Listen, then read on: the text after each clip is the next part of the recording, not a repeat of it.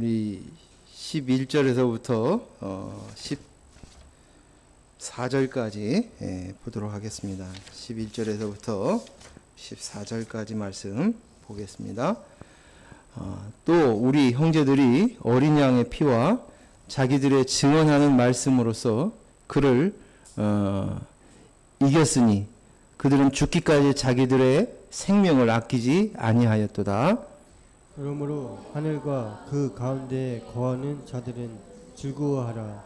그러나 땅과 바다는 화 있을진저 이는 마귀가 자기들의 때가 얼마 남지 않은 줄을 알므로 크게 분내어 너희에게 내려갔음이라 하더라. 용이 자기 땅으로 내쫓긴 것을 보고 남자를 낳는 여자를 박해하는지라 그 여자가 큰 독수리의 두 날개를 받아 광야에 자기 곳으로 날아가 거기서 그 뱀의 낫을 피하여 한때 두 때와 반 때를 양육받으며. 아멘. 이제 하늘에서 우리 전쟁에서 이제 패하였다. 그리고 하늘에서 들리는 음성이 있는데 이제 참소하던 자가 쫓김을 당했다라는 말씀을 지난주에 보았습니다. 참소한다라는 것은 남을 해치기 위해서 죄 있는 것처럼 꾸며서 윗사람한테 꼬아바치는 것을 참소라고 얘기했습니다. 사단은 우리를 향하여 참소하는 것은 무엇을 가지고 참소하느냐? 그것은 우리 겉사람을 가지고 참소한다라고 얘기를 나눴습니다. 우리의 겉사람을 가지고 너 율법을 지켰니 안 지켰니? 행위를 어떻게 했니? 율법의 도덕의 윤리의 죄를 지었니 안 지었니? 이것을 가지고 공격한다는 것입니다. 사단은 욥을 참소할 때 이렇게 얘기를 합니다. 욥이 까닭 없이 하나님을 섬기겠습니까? 라고 묻습니다. 다 이유가 있으니까, 자기의 이익이 있으니까 그런 것입니다. 라고 이야기합니다. 뭐예요? 우리의 내가 나야 하는 겉사람을 가지고 넘어간다는 것이지요. 그러나 오늘 하나님께서는 그런 사탄을 향하여서 또 그런 공격을 당하고 있는 우리를 향해서 이야기합니다. 내가 그를 위하여 피를 흘려노라. 내가 너를 위하여 피를 흘려노라 라고 말씀하신다는 것입니다. 우리는 우리의 공로로 쓰는 자들이 아닙니다. 우리가 나의 나됨은 십자가의 예수 그리스도의 십자가의 공로로 내가 되어진 줄로 믿습니다. 이것을 잊지 않는 것이 믿음입니다. 그 말씀이고요. 자, 이어서 오늘 11절 말씀을 다시 한번 읽겠습니다. 11절 읽습니다. 또 우리 형제들이 어린 양의 피와 자기들의 증언하는 말씀으로써 그를 이겼으니 그들은 죽기까지 자기 생명을 아끼지 아니하였도다. 우리 형제들이 이제 형제들에게 들을 이야기합니다. 근데 형제들이 어린 양의 피와 자기들의 증언하는 말씀으로써 그를 이겼다. 붉은 용 사탄 마귀를 이겼다라고 말을 합니다. 또 그들은 우리 형제들은 죽기까지 자기 생명을 아끼지 아니했다. 형제들이 죽기까지 자기 생명을 아끼지 않았다. 이렇게 표현하고 있습니다. 여기 형제가 등장합니다. 형제는 무엇입니까? 우리는 교회에서 우리 서로를 향해서 형제님, 자매님이라고 부릅니다. 형제, 자매라고 부를 때는 아무한테 이렇게 부르는 것이 아닙니다. 서로 다른 개체이나 한 부모 밑에서 태어난 존재입니다. 또 한 피를 받은 존재입니다. 한 부모를 섬기는 존재가 형제, 자매라고 부르는 것입니다. 제게 세 자녀가 있습니다. 그런데 이 아이들이 모두 다 저한테 아빠라고 부릅니다.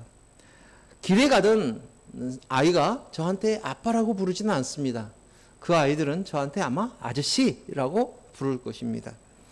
그런데 오늘 우리는 하나님을 향하여 한 아버지라고 부르는 형제인 것입니다.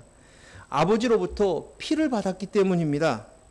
아버지의 DNA를 우리를 받았기 때문입니다. 그러기에 아버지 되신 그분을 섬기는 존재가 형제이고 자매입니다. 특히 우리는 자매라는 이야기를 쓰지 않고 형제라는 말을 합니다. 왜 그렇습니까? 그 이유는 우리가 우리의 정체성을 형제 자매라고 불러도 상관이 없지만, 그러나 우리 안에 아들의 영, 예수 그리스도로부터 받은 아들의 영으로 되어서 하나님의 아들이라는 거예요. 육신은 성별이 남자고 여자고 형제고 자매고 나눌 수 있을런지 모르지만 오늘 우리는 똑같이 아들의 영을 받았다. 그래서 우리는 형제, 이 사실을 잊지 않기 위해서 우리는 형제라고 이름하여 부르고 있습니다. 여기 우리 형제들이라고 이렇게 표현되어져 있는 것은 한마디로 말하면 우리는 머리가 똑같아요. 머리가 누구입니까? 그리스도지요. 우리의 부모가 똑같습니다. 한 아버지이십니다. 하나님 아버지이십니다. 이게 뭡니까? 교회예요. 그리스도를 머리로 두고 있는 교회입니다. 우리는 교회입니다. 우리는 한 공동체입니다. 슬픔도 기쁨도 괴로움도 아픔도 같이 하는 한 몸인 교회입니다. 라는 표현인 것입니다. 그런데 이 교회인 한 형제인 우리 형제들인 두 가지 것으로 이겼다라고 얘기하면 두 가지. 이긴 이유가 이 승패를 가늠하는 이유가 있는데 그것은 두 가지 이유 때문에 우리가 승리했다라고 이야기합니다. 그리고 이기기까지 승리하기까지 생명을 아끼지 않고 죽기까지 하였다라고 표현되어 있습니다. 첫 번째 승리의 원인은 여기 보니까 어린 양의 보혈 때문이라고, 보혈의 피 때문이라고 이야기하고 있습니다. 우리가 이긴 것은 우리의 그 사람의 어떤 노력과 희생과 헌신이 아니라 우리의 이김은 예수 그리스도의 십자가의 피 흘리심으로 말미암아서 우리가 사망 권세를 물리치고 죽음을 넘어가게 되어 구원의 길을 우리가 같이 형제들이 걷게 되었습니다. 승리하였습니다. 라고 이야기합니다.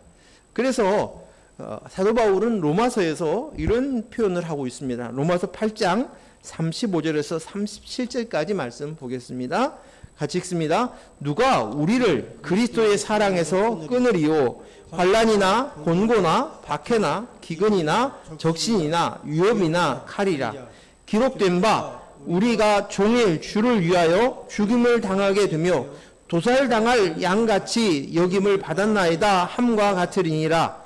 그러나 이 모든 일에 우리를 사랑하시는 이로 말미암아 우리가 넉넉히 이기느니라. 아멘. 인간이 자신의 죄를 용서받기 위해서 자기의 생명을 바친다 해도 그의 죄의 문제를 해결할 수는 없습니다. 또 어떤 다른 나를 사랑하는 어떤 사람이 내 죄를 대신 받겠다고 그 죄값을 바꿔서 목숨을 바쳤다 할지라도 그 죄의 문제는 해결할 수 없습니다. 왜냐하면 그 다른 사람은 예수님 이외에 모든 사람은 죄인이기 때문입니다. 죄인이 죄인을 대신할 수 없기 때문입니다. 우리가 이 죄의 문제를 해결할 수 있는 것은 오직 하나님의 긍휼하심과 예수 그리스도의 사랑으로만이 가능한 것입니다. 죄 없으신 하나님이신 예수님이 십자가에서 내가 되어서 내 대신 십자가에 못 박혀 죽으신 것이에요. 예수님 이외에 내가 될 수 없어요. 예수님만이 내가 되셔서 내 대신 십자가에 못 박히셔서 그로 말미암아 우리가 구원 얻었어요. 이길 수 있다는 것입니다. 예수님의 피로 어린 양이 내 대신 피 흘리심으로 우리는 구원을 받았습니다. 그러기에 오늘 이 표현이 뭐냐면 우리가 종일 주를 위하여 죽임을 당하며 도살할 양같이 여김을 받았나이다 라고 표현하는 거예요. 오늘 예수님이 도살할 양처럼 그렇게 제물이 되어서 십자가에서 피 흘려 죽으셨습니다. 그처럼 나도 그렇다는 거예요. 그 뭐예요? 예수님이 십자가에 못 박혀 준 것처럼 나도 그 십자가에서 죽었습니다. 내가 매일 죽습니다. 내가 오직 그리스도의 영으로만 납니다. 하나님의 아들을 믿는 믿음 안에서만 삽니다. 라고 고백하는 것입니다. 예수 그리스도가 십자가에 달린 것처럼 나도 죽습니다. 라는 고백을 이렇게 표현하는 것입니다. 오직 우리는 내가 나야를 십자가에 죽이고 오직 그리스도의 용으로만 나입니다로 사는 것, 죽기까지 생명을 아끼지 아니하는 것, 이 표현이 바로 이 표현인 것입니다. 하나님의 사랑으로 인하여 내가 그 사랑으로 말미암아 십자가에서 승리했습니다. 이것입니다. 두 번째 이유가 뭐예요? 뭐냐면 자기들의 증언하는 말씀으로 승리했다. 그냥 말씀으로 승리했다라고 얘기하지 않고 자기가 증언하는 말씀으로 라는 것이 말씀으로. 이건 틀리죠. 틀리죠. 근데 이 말씀을 생각하면서 뭘 생각했냐면 요즘 커피 비싼 커피 있잖아요.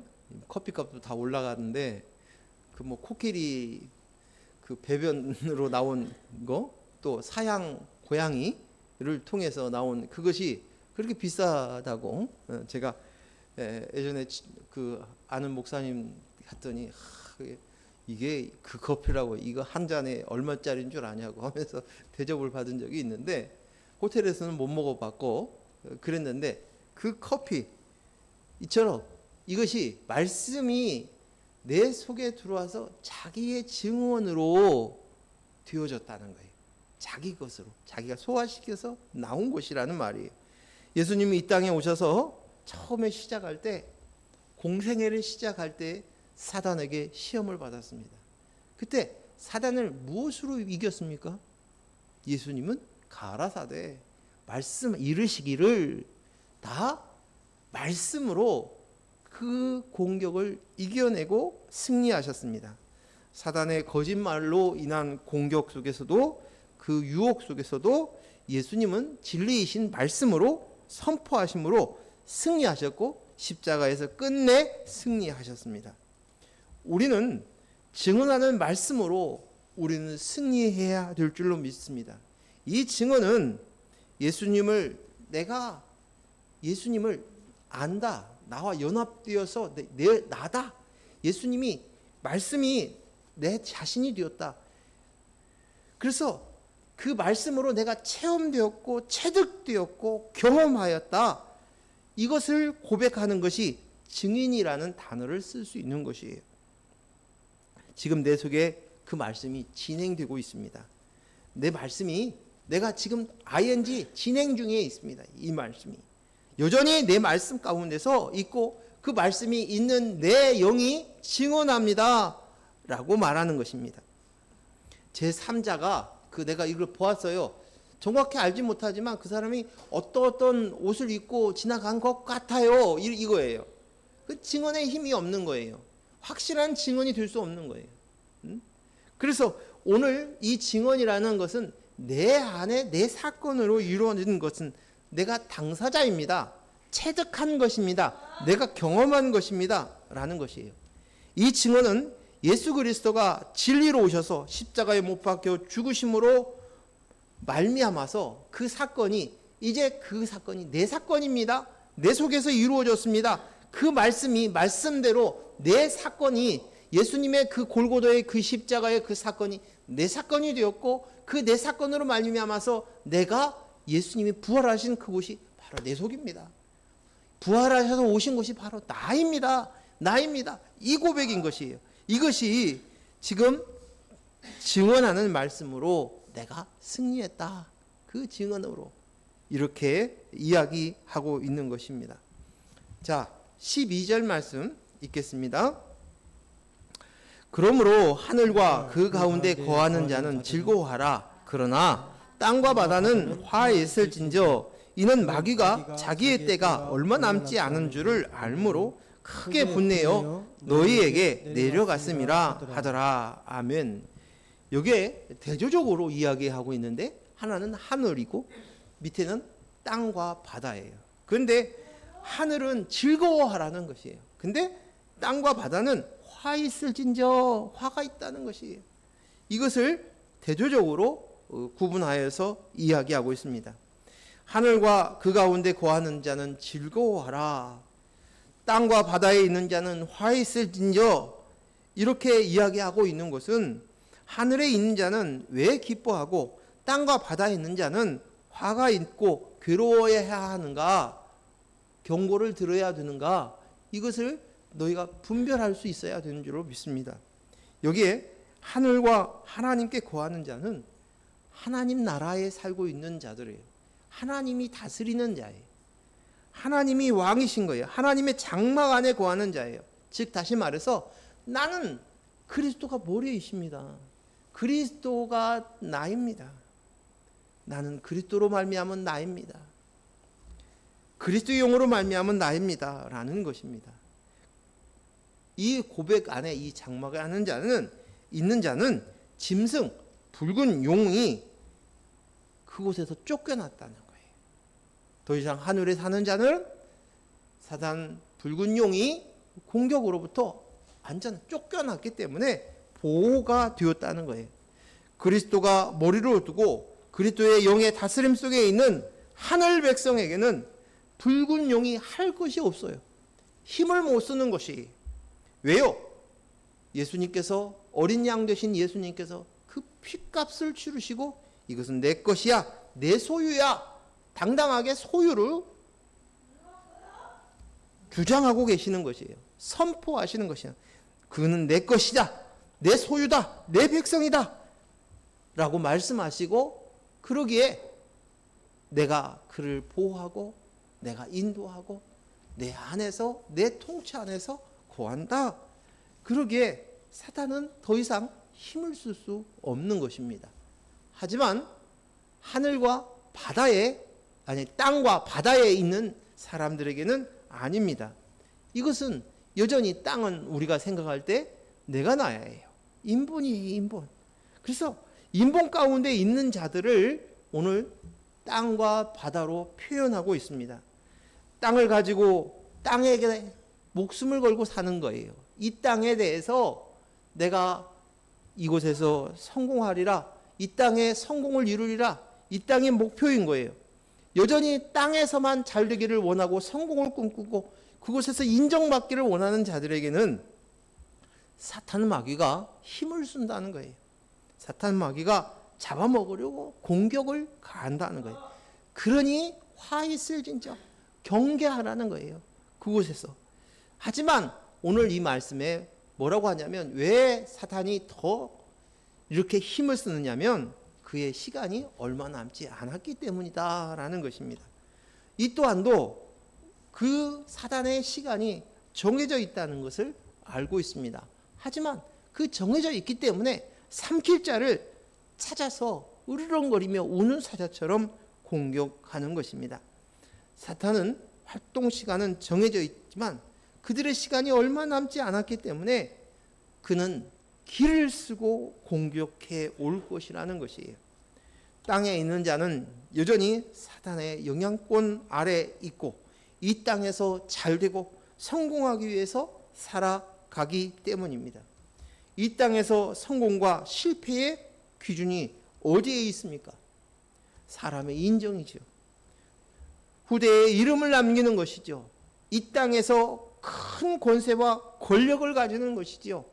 사업으로 성공하고 자기의 명성을 널리 알리는 것, 큰 부자가 되어지는 것이 성공된 인생이라고 얘기합니다. 지난번에 제가 유퀴즈 원더블럭 유재석이가 하는 그 유퀴즈를 자주 보는데 이제 보니까 그 빌 게이츠가 그 세계적인 부호죠. 빌 게이츠가 방문을 했어요. 그래서 빌 게이츠가 무슨 얘기를 하는가 해서 열심히 들어봤습니다. 참 훌륭한 사람이에요. 그는 전반전에 그 세계 1위의 부호가 되었어요. 근데 이제 자기의 남은 인생은, 자기가 가지고 있는 남은 인생은 인류를 위해서 그 자기의 돈을 잘 쓰는데, 전반전은 돈을 버는데 사용했지만 후반전은 이 돈을 잘 쓰는데 내 인생을 쓰는 것이 값어치가 있겠다. 그래서 자기가 가지고 있는 재산의 99%를 사회에 기부하고 가는 거예요. 그래서 잘 쓰기 위해서 연구하고 세계를 돌아다니면서 기아 또 여러 가지 그 코로나 시국처럼 그런 병마로부터 질병으로부터 보호하는 것, 이런 일들에 힘쓰는 아주 훌륭한 일들을 하고 있고 참 본받을 것이 있는 성공한 사람이다라는 생각이 들어갔습니다. 아, 참 대단한 세계적인 사람이구나. 그렇지요, 맞지요. 그런데 제가 그 이야기를 다 듣고 하는 순간, 그러할지라도 이 세상 사람들은 그가 성공된 인생을 살고 있고 정말 존경스러운 모습이라고 얘기하고 그 사람처럼 살았으면 좋겠다라고 본받아야 되겠다라고 할런지 모르지만, 제 안에 그 이야기를 다 듣고 난 다음에 기대치에서 그 대담을 다 듣고 나서 드는 느낌은, 그래도 우리의 성공과 실패는 이 땅의 사람들과 다르게 그리스도의 영으로 나입니다가, 그리스도의 영이 내 안에 있느냐 없느냐, 이것이 우리의 성공의 가치의 기준이 된다는 것을 다시 한번 고백할 수밖에 없었습니다. 우리의 기준의 가치는 이 세상 사람들과 같지 않습니다. 이 세상 사람들은 이 땅 안에 보여지고 자기의 이름 석자를 알려고 애를 쓰지만, 그러나 이 또한 그것으로 성공과 실패를 나눌 수 있는 것은 아닙니다. 오직 하나님의 가치와 기준은 내 안에 그리스도의 영이 있느냐는 것이에요. 그리스도의 영으로 납니다로 되었느냐 안 되느냐는 것이죠. 오늘 우리는 이 기준으로 사는 자인 줄로 믿습니다. 오늘 우리는 이 세상을 살고 있습니다. 양육의 시간을 보내고 있습니다. 내 속에는 여전히 하늘과 땅이 공존하며 살고 있습니다. 내 안에 그리스도의 영이 나입니다 하지만 겉사람은 여전히 내가 나야를 하고 싶어하고 사탄의 먹이가 될 여러 것들을 자꾸만 만들어내서 사단의 공격을 받습니다. 그래서 사도 바울도 그의 인생을 살면서 자기 자신을 이야기할 때 오호라 나는 공고한 자로다 라는 탄식을 쏟아내는 장면을 보게 됩니다. 로마서 7장 24절 25절 말씀 봅니다. 오호라 나는 공고한 사람이로다. 이 사망의 몸에서 누가 나를 건져내랴. 우리 주 예수 그리스도로 말미암아 하나님께 감사하리로다. 그런즉 내 자신의 마음으로는 하나님의 법을, 육신으로는 죄의 법을 섬기노라. 오늘 사도 바울의 이 고민이 너무 공감이 가는 거예요. 우리가 여전히 우리 속에서 사도 바울도 이런 고민을 가졌구나 하는 것이, 오호라 나는 공고한 사람이로다. 이 다른 성경에는 오호라 나는 정말 비참한 사람이다 라는 거예요. 자기가 싫은 거예요. 괴로운 거예요. 근데 두 가지 것이 있는 거예요. 내 마음으로는 하나님의 법을 원하지만 내 육신으로는 죄의 법을 따르는 거예요. 그러한 모습들이 우리 속에 있는 것이에요. 내 속에 있는 하나님의 법과 죄의 법 속에서 우리 주 예수 그리스도를 통해서 하나님께서 우리를 구원하시고 계시는 줄로 믿습니다. 그래서 오늘 사도 바울이 감사하리로다 라고 고백하는 거예요. 그럼에도 불구하고 그분이 나를 구원하시고 인도하셔서 하늘의 법으로 이끌어 가시기 때문에, 지금도 보이지 않지만 나를 이끌어 가시고 계시는 그 하나님 때문에 내가 감사하려 합니다. 하나님을 찬양합니다 라는 것입니다. 우리는 내 안에 있는 보이는 것과 보이지 않는 것을 동시에 볼 줄 알아야 될 줄로 믿습니다. 13절 말씀 보겠습니다. 용이 자기가 땅으로 내쫓긴 것을 보고 남자를 낳은 여자를 박해하는지라. 박해를 받는 것, 핍박받는 것, 이것을 좋아하는 사람이 있을까요? 좋아하는 사람은 없을 것입니다.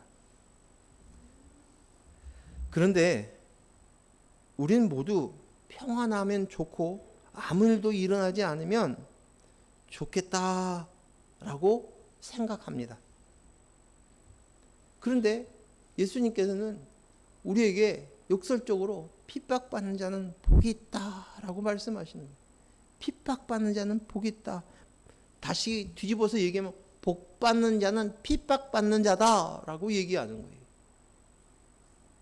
마귀 사탄은 하나님의 허락하신 땅에 온 것입니다.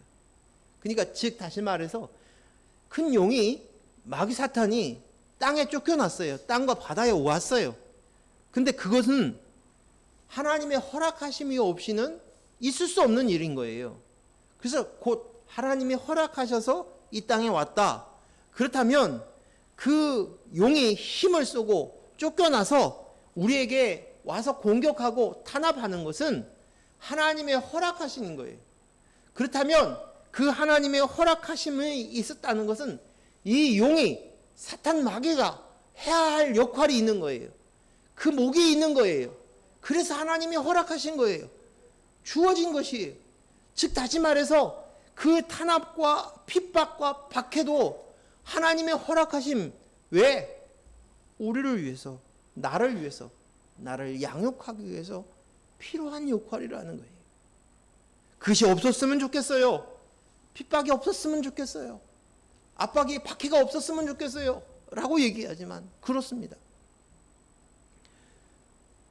우리는 이 시대에 가장 기독교의 적이라고 얘기하는 보여지는 현실 속에서 어디를 이야기하냐면 공산주의라고 얘기합니다. 그렇지요. 공산주의는 물질주의입니다. 공산주의는 예수 믿는 사람들을 핍박하는 곳이에요. 여전히 중국에서도 그 기독교가 있지만 지하 교회가 진행이 되지 정식으로 인정하는 교회는 가짜예요. 그래서 우리가 후원하고 있는 우리 박 선교사님도 거기서 쫓겨나셨죠. 근데 그럼에도 불구하고 만약에 그것을 허락하셨다는 것은, 그런 상황에 놓여졌다는 것은 그 속에서도 하나님께서 그의 역할을 주셨다는 것이, 역할을. 저는 그렇게 생각합니다. 이스라엘 백성들이 애굽에서 탈출을 했어요. 근데 얼마 못 가서 큰 위기를 당합니다. 왜냐하면 뒤에서 애굽의 군대들이 쫓아오는 것이에요. 그들의 폭압과 핍박이 너무너무 고통스러웠습니다. 그래서 드디어 모세를 보내어서 해방을 주었어요. 그래서 출애굽이 되온 거예요. 자유인이 돼요. 노예에서 자유인이 된 것이에요. 한데 또다시 애굽의 군대들이 바로가 쫓아오는 것이에요. 뿌연 먼지를 일으키고 그들이 휘둘렸던, 그 핍박받을 때 휘둘렸던 그 채찍을 휘두르면서 칼과 창으로 무장한 채로 공격해 옵니다. 그런데 그 앞에는, 이스라엘 백성들 앞에는 뭐가 있었어요? 홍해가 있는 거예요. 홍해가 가로막힌 것이에요. 앞에는 홍해가 넘실거립니다. 그리고 뒤에는 애굽의 군대가 쳐들어옵니다. 그들이 가지고 있는 두려움과 공포, 좌절, 포기, 죽음을 연상하였을 것입니다. 저들의 감정이 그래했을 것입니다.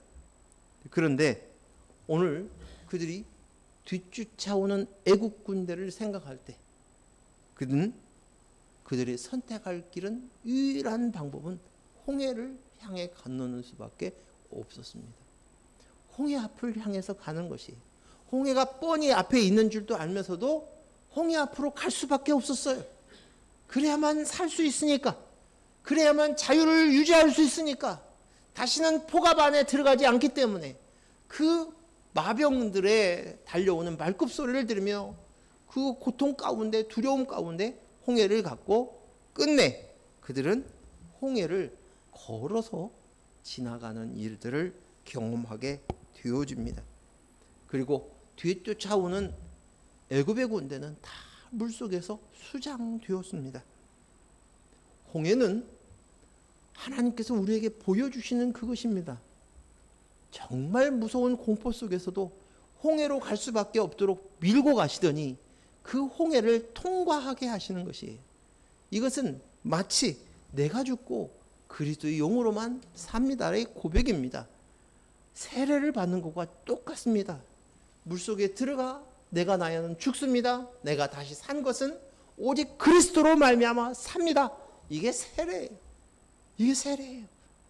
오늘 이것은 홍해는 이스라엘 백성 전체를 세례를 받는 것과 똑같은 것입니다. 오늘 그리스도의 영으로만 나입니다 라는 고백을 토해내는 이 통과를 결국 애굽의 군대를 통하여서 그곳으로 들어갈 수 있도록 행하는 것입니다. 이것이 사단의 역할이에요. 뱀의 역할이에요. 그들의 박해가 하는 역할은 모두 다 똑같이 나를 세우기 위함이에요. 나를 진정으로 이제는 양육시키기 위한 도구로 그것이 사용되어졌다는 사실을 우리가 먼저 알고 꿰뚫어 볼 수 있기를 바랍니다. 정말 무섭습니다. 마귀가 공격해 올 때 어떻게 마귀 앞에 우리가 마귀를 대항할 수 있겠습니까?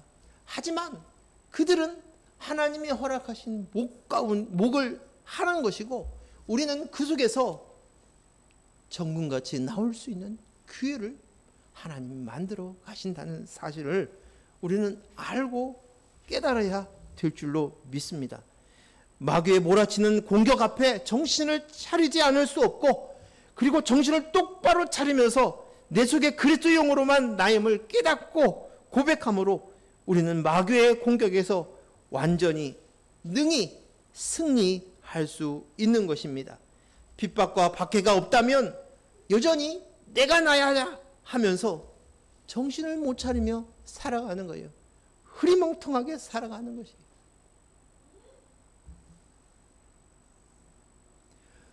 요즘 저희 동기 목사님 중에서 말기암으로 고통 중에 계시는 형님 목사님이 계셔요. 동기 목사님이신데, 근데 그분이 매일 글을 올리셔요. 동기 밴드에. 근데 그 말이 그 속에서 한시도 그 고통 가운데 있는 자기 정신을 놓을 수 없는 거예요. 그냥 오직 하나님만 바라보면서 하나님의 백성으로서 그동안 신학을 공부하고 목회를 30년 가까이 했지만 그동안 깨닫지 못했던 부분들을 깨치는 이야기들을 올리는 거예요. 근데 저는 그걸 볼 때마다 더 괴로워요. 이제 아내가 투병 중에 있으니까 그런 모습들이 괴로운 거예요. 그 글을 볼 때마다. 왜? 너무 공감이 더 돼가니까. 입술이 바짝바짝 말리고. 그 상황 속에서 그것을 보는 것이 계속 크게 울림이 되는 거예요. 하지만 하물며 이것을 허락하신 것은 하나님이시고 그 역할이 있다는 거예요. 나에게, 어느 누구에게가 아니라 나에게예요. 내 자식에게, 내 교회에게, 내 배우자에게 이건 아니고 내 문제인 거예요. 내 문제인 거예요. 지금 나를 하나님께서 홍해로 몰고 가시는구나.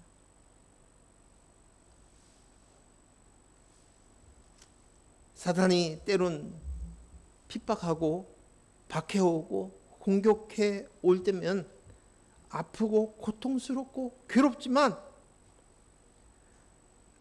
그것들이 때로는 팽이를 더 빨리 돌리도록 하는 채찍의 역할일 수 있고 배를 더 빨리 갈 수 있는 풍랑이 되어줄 수 있도록 이끄신다는 사실입니다.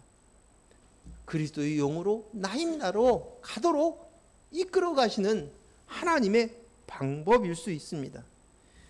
핍박으로 내가 무시당했어요. 내 의미가 가치가 땅에 떨어졌습니다.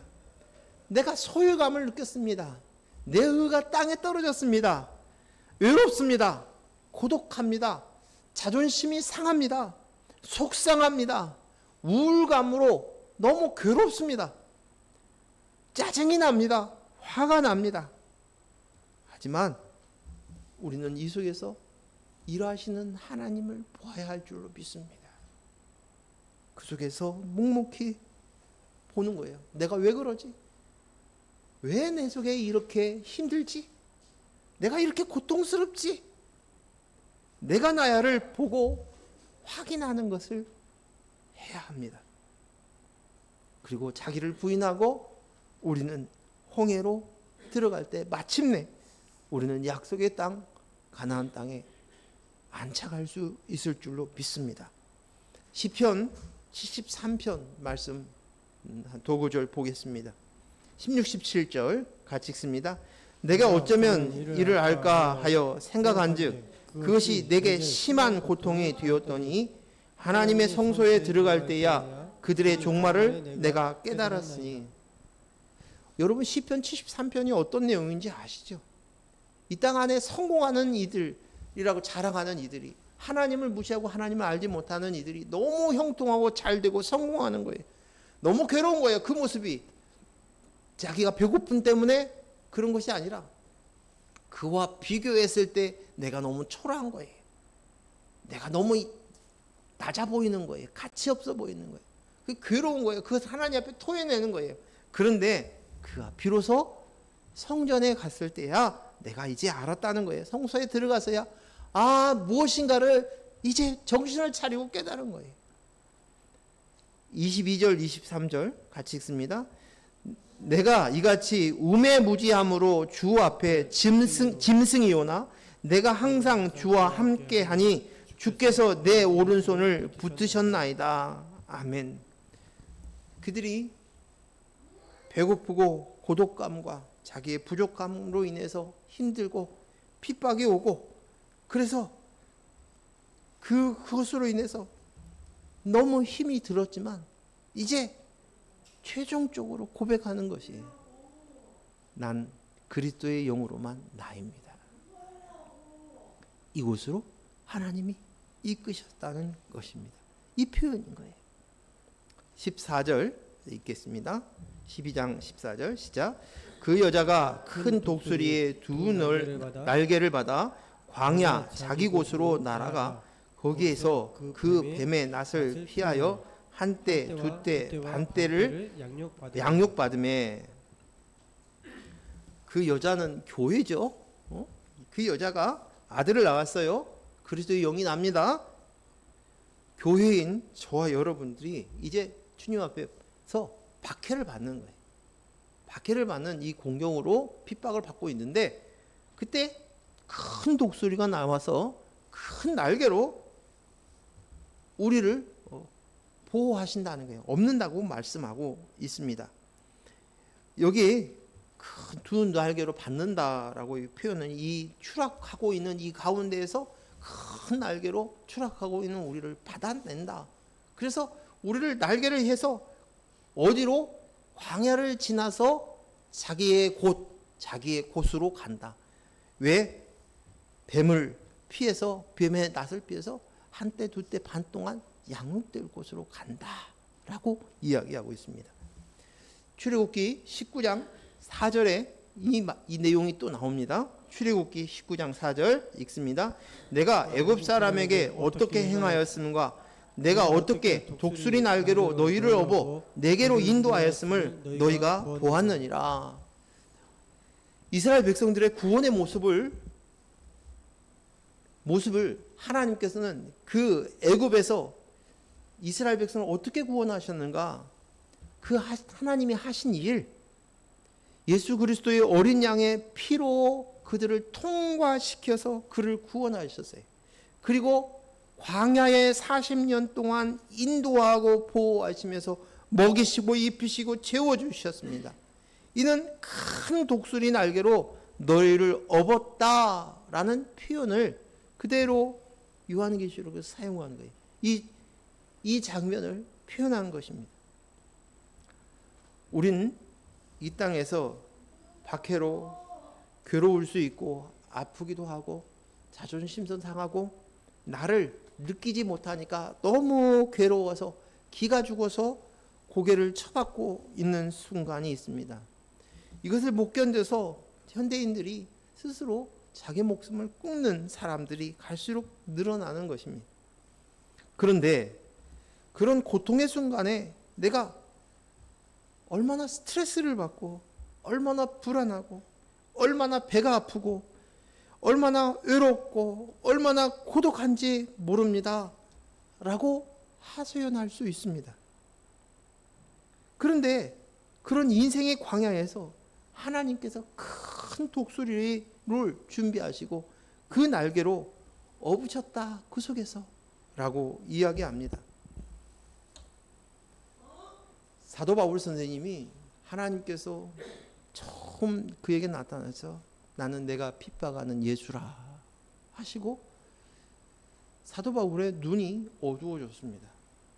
우리는 잘 알고 있지만 그때 시력을 잃어서 3일 동안 이제 보지 못했다라고 얘기합니다. 하지만 그 3일 동안 그가 3일 후에 눈을 뜨게 된다는 보장이 있으면 견디었을 것이라고 생각되어지지만 눈이 어두워지는 순간 그가 받았을 그 지독한 어둠 속에서 있었을 때 세상에 자기밖에 안 남은 사람은 아무것도 안 보이고 그 고독 속에 있었던 그것을 경험하는 것은 지독한 고통이었을 것이라고 생각이 되어집니다. 그러지 않았겠습니까? 그가 마을로 내려왔을 때 그는 자기가 할 수 있는 일이 아무도 없습니다. 누군가 돌봄을 받아야 되었어요. 챙김을 받아야 되었어요. 누군가 먹을 것을 챙겨주어야 되고 누군가 옷을 주어서 입도록 하도록 도와주어야 되겠고 하다못해 정말 길을 갈 때 자기는 내 거리로 더듬더듬 걸어갈 수밖에 없는 그런데도 불구하고 몇 미터 가지 못하는 그런 암울한 시각 그런 상황 속에 그가 느꼈을 무서운 공포심이 어디에서일 것이라 한번 생각해 보시기 바랍니다. 갑자기 자기의 그 상황 속에 있었어요. 그런데요, 이런 공포 속에 있었던 그 상황이 하늘에서는 사도 바울이 그의 인생이 역전의 순간을 맛보는 순간이라는 사실이에요. 사도 바울의 그 예수님을 만났다는 끝나는 것이 아니라 지독한 칠흑 같은 어둠 속에서의 지내는 그 시간 속에서 그가 느꼈을 자기가 어떤 존재인가를 깨달았을 것이고 그리고 자기는 오직 진짜가 예수 그리스도였구나. 난 그리스도의 영으로 나입니다라고 고백되어진 내가 죽고 주님을 사는 그 역전의 순간이었다는 사실이 오늘 우리는 독수리가 날개로 우리를 업었다라는 이 표현을 하면 내 인생이 그 위기 순간에 나를 지켜주시고 보호해 주시고 인도해 주실 것이라는 생각들을 갖는 그런데 오늘 말씀을 잘 보면 그가 우리를 인도한 곳은 광야였어요. 한때 두때 반때 그 양육을 위해서 그것으로 이끌어 가시는 거예요. 그 핍박을 통해서 몰고 간 것은 그 독수리 날개를 통해서 몰고 간 것은 광야였다는 것이에요. 그리고 그 목적은 양육이었다는 사실이에요. 오늘 사도 바울은 예수님을 처음 만나고 난 다음에 그가 갔던 것은 그것이었습니다. 그리고 거기서 끝나는 것이 아니라 그 이후에 사람으로 철저히 외면을 당합니다. 기독교인들로부터도 부인을 당합니다. 그가 한 짓이 있기 때문에. 그래서 아라비아에서 3년의 세월을 보냈다고 얘기를 합니다. 이 기간이 정말 생각하기도 힘든 끔찍한 시간이었는지는 모르는데 이 시간이 양육의 시간으로 이끄시는 시간이라는 것이에요. 그래서 오늘 독수리의 날개는 나의 양육을 위한 도구라는 사실이에요. 양육이 좀 편했으면 좋겠었는데 그게 아니라는 거예요. 예수님께서 십자가에 못 박혀 죽으실 것을 이야기하십니다. 사도 베드로가 주는 그리스도시요 살아계신 하나님의 아들입니다. 그러자 바요나신 넌 참 훌륭하구나. 이건 네가 한 게 아니라 하나님 아버지가 너한테 준 거야. 그것으로 되어진 거야. 라고 고백을 하면서 칭찬을 받았는데 이제 그러고 나서 내가 이제 비로소 십자가의 그 길로 올라간다라고 하니까 사도 베드로가 뭐라고 얘기합니까? 아, 주님, 그런 일이 일어나지 않을 것입니다. 그런 일이 있다면 내가 망할 겁니다 하면서 예수님을 위하는 것처럼 이야기하지만 너는 하나님의 일을 생각하지 아니고 사람의 일을 생각한다. 사단의 도구가 되어지는 것이. 우리의 승리는 예수님이 가셨던 십자가의 길이에요. 예수님이 십자가에 가셔야만 승리하는 것이에요. 이것이 승리의 길인데 오늘 사단은 아닙니다. 그런 일이 일어나지 않을 것입니다. 당신은 안전할 것입니다. 이 땅 안에서 잘 될 것입니다. 행복할 것입니다. 훌륭할 것입니다. 사람에게 인정받을 것입니다. 사람들한테 칭찬받으며 박수받을 것입니다. 이곳으로 가는 거예요. 한데 오늘 독수리가 우리를 인도하는 것은 그게 아니라는 거예요. 십자가에 가는 길로 가는 것입니다. 우리가 가야 할 그 길은 십자가의 그 길인 거예요. 양육을 위한 것이기 때문이에요. 양육의 목적인 것이에요. 독수리의 날개는 인생을 보호하고 양육을 위한 것이 아니라 그리스도의 영으로 나입니다로 거듭나 태어나게 하기 위한 도구인 것입니다. 우리가 갑자기 생각지도 못하게 교통사고를 당하여 병원에 입원할 수도 있습니다. 갑작스럽게 생각지도 못한 암이라는 병이 찾아올 수도 있습니다. 그것이 내 가족 안에서도 내 형제 안에서도 일어날 수 있습니다. 너무 고통스럽습니다. 아픕니다.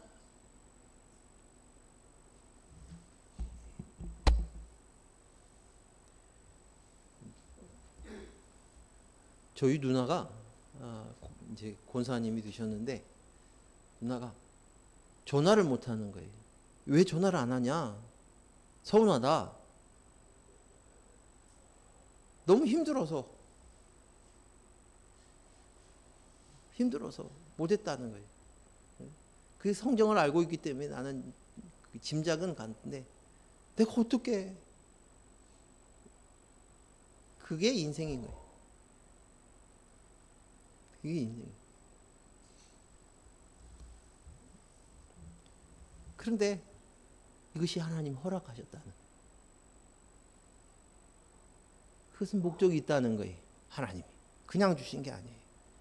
하나님이 핏값으로 산 우리를 그것을 주셨다는 것. 그리고 오늘 말씀에 양육을 위해서 주어졌다는 것입니다. 독수리의 날개를 펴서 우리가 옮겨야 할 곳은 주께서 우리를 인도해 주실 그것은 양육의 자리입니다. 주님은 내가 너를 지키고 보호하고 인도하겠다고 말씀하십니다. 어디로부터요? 어디로부터? 내가 나야가 아니라 인생을 위한 것이 아니라 영생을 위해서 영생의 사람으로 거듭나고 재창조하시기 위해서 그 길로 인도하십니다. 지난번 그 마성남 씨가 이제 항암을 못하게 돼서 쫓겨나면서 쓴 글이 제가 몇 번을 읽어봤어요. 그래서 다행히 지난주에 항암을 하게 되었는데, 근데 그런 문구를 이렇게 썼어요. 마성남 씨가 쓴 거예요. 너무 염려 마세요. 흑인 육신이 나의 실체가 아니라 그리스도의 영이 나의 실체임을 알려주시는 주님의 은혜입니다. 영으로 마음으로 이 놀라운 일을 기뻐합니다. 잊고 또 잊고 또 한 번 확인합니다. 우리가 같이 응원하지만 오늘 이것처럼 우리의 삶 속에서 하나님께서 양육으로 우리를 이끌어 가시는 그분은 우리 아버지세요. 아버지세요. 근데 산고가 없이는 아이를 낳을 수 없기 때문에 기꺼이 우리를 그 길로 인도하시는 줄로 믿습니다. 너무 염려 마세요. 흑인 육신이 나의 실체가 아니라 그리스도의 영이 나의 실체임을 알려주시는 주님의 은혜입니다. 영으로 마음으로 이 놀라운 일을 기뻐합니다. 기도하겠습니다. 하나님 아버지 감사합니다. 오늘 주신 말씀들을 다시금 곱씹으며 내 위치와 내 상황 속에서 내가 하나님께서 나에게 보여주시고 가르쳐 주시고 나를 이끄시고 인도하시는 것이 무언가, 독수리의 날개로 우리를 이끌어 가시는 곳이 어느 곳인가를 우리가 보게 하시고 그곳은 곧 양육의 장소인 것을 깨닫게 하여 주시옵소서. 우리는 믿음으로 기뻐하며 실체를 바라보며 주님의 은혜로 이 놀라움을 기뻐하며 즐거워하며 걸어갑니다. 아버지는 나의 아버지시고 나는 그리스도의 영으로 아들의 영을 받은 아들입니다. 예수님의 이름으로 기도했습니다. 아멘.